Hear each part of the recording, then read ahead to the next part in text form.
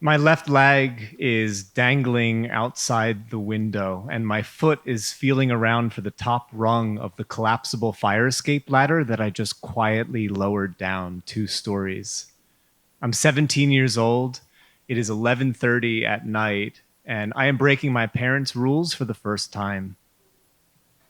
There are two main reasons I haven't broken my parents' rules. First, I don't want to end up in trouble like my brother tends to, so I don't drink and I don't smoke, and I tell my parents where I am and who's there. And second, anything that I've wanted has been within the realm of possibility for me to negotiate, so I become a master negotiator. For me, getting in trouble looks like coming home 10 minutes late for curfew, maybe 15. But even this, my mom has to understand because I learned it from her. I come from a Jewish family, which means that we are afflicted with a near compulsive need to say goodbye to every single person we've interacted with before leaving anywhere. One rule that I never even thought to negotiate with was no dating until I was 16. Frankly, I never thought I would be in the position where I could date. And I get to high school, I meet Marissa, she likes me, I like her. And despite the desire, I stall because no dating until 16. I turn 16, we start dating. And at the end of my junior year of high school, I open my locker, and on the inside of the locker door is a note. I can tell from the handwriting it's from Marissa. It's a one-question questionnaire. The question is, do you want to have sex with me? Under this question are 2 checkboxes, one for yes and one for no. I like the idea. I have thought about it a lot. But I'm also nervous. I know what sex is, I know how it works, but I've never had sex before. I would be the first of my friends, and I never had any men in my life sit me down and let me know what to expect. I don't want to say no, and I'm nervous to say yes. After a second of looking at this note, I realize there is a lot of space in between those 2 checkboxes. So much space that I write in a third option, maybe, and select that. While I don't break my parents' rules, I never ask them for permission. My reasoning is plausible deniability. And my parents never said anything about no sex. So a few weeks later, on the 4th of July, as our country is celebrating its independence, Marissa and I celebrated our independence by sleeping together for the first time.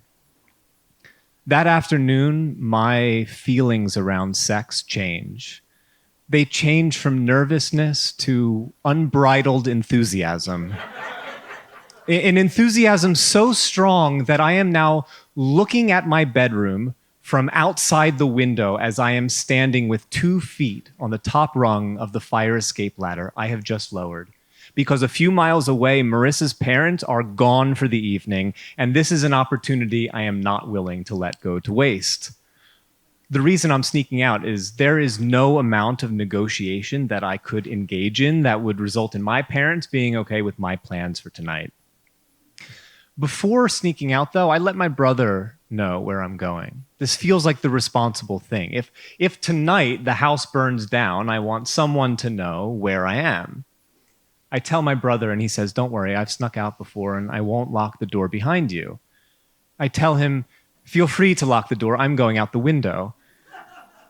His look of surprise lets me know that this is not the typical way to sneak out of the house. But I kept his secrets when he got his tattoos, and I trusted him to keep my secret.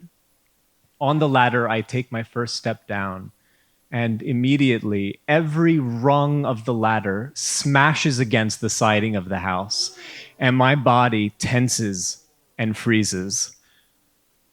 I don't know if I should dive back into my window and pull up the ladder behind me or jump down. Surely someone heard, but I just wait and listen. A moment passes, and the front lights haven't turned on, and I hear no doors opening. As smooth a talker as I could be, the likelihood of me talking my way out of a midway descent out of my bedroom window is unlikely. No one's coming, and so I continue on with my mission. Each step I place delicately on the rung and slowly press it against the house so it doesn't have a chance to smack again. Finally, I get to the ground, and on the ground waiting for me is my bike and helmet. I left it there instead of putting it in the garage when I came back from my ride around the neighborhood that afternoon. I have all the safety gear I need tonight: a helmet, a reflector vest, and a box of condoms. I walk my bike around the corner, I put on my helmet and reflector vest, and I set off.